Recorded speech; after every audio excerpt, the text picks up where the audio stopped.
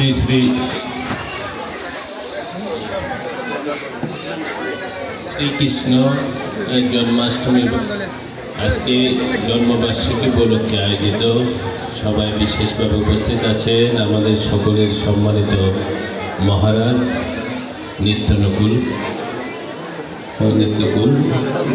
প্রভু উপস্থিত আছেন। এই কমিটির সভাপতি রতন কুমার নাথ আমার সাথে এসেছেন।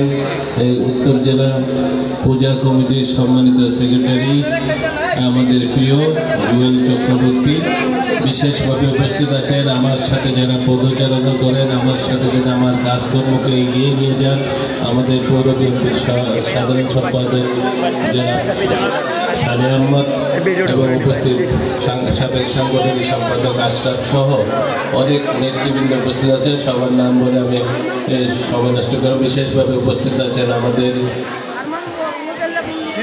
নাটুবাবু, যে আমাদের 1 নম্বর ইউনিয়নের চেয়ারম্যান প্রার্থী ছিলেন এবং বিভিন্নভাবে আমাদের সাথে সহযোগিতা। বিশেষভাবে সামনে উপস্থিত সম্মানিত এলাকাবাসী মা বোনেরা, সবাইকে আমি শুভেচ্ছা জানাচ্ছি।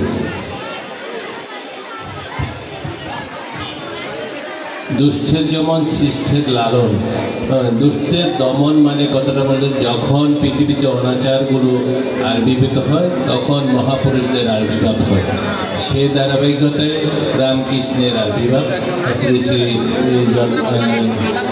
জন্মাষ্টমীর উপলক্ষে আজকের আয়োজন। একটা জিনিস বিশেষভাবে খেয়াল করবেন, কোনো ধর্মই কখনো মানুষের কল্যাণের বিপরীতে কথা বলেনি। অর্থাৎ সকল ধর্মেরই একটি কথা, মানুষের জন্য কল্যাণ সাধন করা। মানুষের কল্যাণ সাধনের মাধ্যমেই আমরা সৃষ্টিকর্তাকে আমরা পাবো। বিশেষভাবে আপনারা যদি সব ধর্মে আপনি খেয়াল করবেন যে যদি একজন মানুষ আরেকজন মানুষকে ঠকায়, এটা কোনো ধর্ম কিন্তু পারমিশন দেয় না। একজন আরেকজন মানুষকে অত্যাচার করবে, এটা কোনো ধর্ম কিন্তু পারমিশন দেয় না। অর্থাৎ স্বর্গ নরক এই দুটো জিনিস সৃষ্টি করেছে। যারা এই পৃথিবীতে আমাদের সবার জন্য এটা পরীক্ষার জায়গা। যারা খারাপ কাজ করবে তারা নরকে যাবে, যারা ভালো কাজ করবে তারা স্বর্গে যাবে। এই ধারাবাহিকতায় সৃষ্টিকর্তা বিভিন্ন সময়ে বিভিন্ন জনকে পাঠিয়েছেন যাতে করে মানুষকে হেদায়েত দান করে বা মানুষকে সত্যের পথে আসার, ন্যায়ের পথে থাকার জন্য বলে।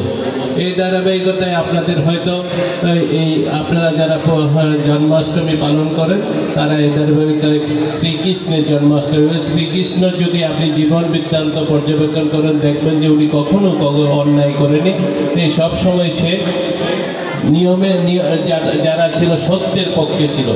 তো আর বিশেষ কিছু বলবো না, আপনারা সবাই মিলে আমাদের এই সীতাকুণ্ড, আমরা হিন্দু, মুসলিম, বৌদ্ধ, খ্রিস্টান সব ধর্মগুলো মিলে আমরা এখানে বসবাস করি এবং সাম্প্রদায়িক সম্প্রীতি যেটা বলে সেটা আমাদের এই সীতাকুণ্ডে এটা বিশেষভাবে লক্ষণীয়। আপনারা যারা আছেন আমাদের এখানে হিন্দুদের এটা তীর্থস্থান, এটাকে আরো আলোকিত করা হবে, এটাকে আরো সুন্দরভাবে এগিয়ে নিয়ে যেতে হবে যাতে করে পুরো ভারতবর্ষ চিন্তা করে যে এই সীতাকুণ্ড একটা অনন্য জায়গা। এই সীতাকুণ্ডের মধ্যে সাম্প্রদায়িক সম্প্রীতি সবচাইতে ভালো বিদ্যমান। আমাদের নেতাকর্মীরা আছে, আমি আমাদের নেতাকর্মী যারা আছে বা আমাদের ফলোয়ার যারা আছে তাদেরকে বলি যে সব সময় সকল ধর্মের লোকদেরকে যেন তারা শ্রদ্ধা করে সবাইকে সাথে নিয়ে আমরা একই সমাজ, এই বাংলাদেশ, এই ভূখণ্ডে হিন্দু, মুসলিম, বৌদ্ধ, খ্রিস্টান যা উপজাতি যারা বাস করে সবাই মিলে আমরা বাংলাদেশি। এই কথাটা বিশেষভাবে গুরুত্বপূর্ণ। আমরা প্রত্যেকের সমান অধিকার, কারো কম অধিকার না। আপনারা হিন্দু বলে কারো কম অধিকার বা বৌদ্ধ বলে কম অধিকার। আপনি এই পৃথিবীতে সৃষ্টিকর্তা আপনাকে পাঠিয়েছে, আপনি পৃথিবীর একটা জায়গা দখল করছেন, সেই জন্য সৃষ্টিকর্তার প্রতি, এই প্রজন্মের প্রতি আপনার একটা একটা দায়িত্ববোধ আছে, অন্য মানব গোষ্ঠীর প্রতি আপনার দায়িত্ববোধ আছে। সেই দায়িত্ব পালনের মাধ্যমে আমরা সবাই মিলে সীতাকুণ্ডকে একটা আলোকিত সীতাকুণ্ড করে তুলব। কোনোখানে যদি হিন্দু ভাইদের কোনো সমস্যা হয় আমাদের নেতা কর্মীরা ঝাঁপিয়ে পড়বে। আমার বিশ্বাস যে একইভাবে কোনো অনগ্রজ জাতি যদি থাকে, তাও যদি লেখাপড়ায় পিছিয়ে থাকে, সব ক্ষেত্রে সহযোগিতার জন্য আমরা সামনের দিনগুলোতে কাজ করব, সবাই মিলে যাতে একটা আলোকিত সীতাকুণ্ড করতে পারে এবং কর্মমুখর সীতাকুণ্ড করতে পারে। সবাই আমাকে সম্মানিত করার জন্য অনেকক্ষণ ধরে বসে আছেন। আপনাদের সকলের প্রতি শ্রদ্ধা এবং কৃতজ্ঞতা জানাচ্ছি। বিশেষভাবে আমাদের মহারাজ প্রভু সাহেব আমাকে সম্মানিত করার জন্য উনি সময় দিয়েছেন, আসছেন, তার জন্য কৃতজ্ঞতা প্রকাশ করছি। উপস্থিত সকলকে ধন্যবাদ এবং কৃতজ্ঞতা জানিয়ে আজকের মতো আমি বিদায় নিচ্ছি। ধন্যবাদ সবাইকে। বাংলাদেশ জিন্দাবাদ।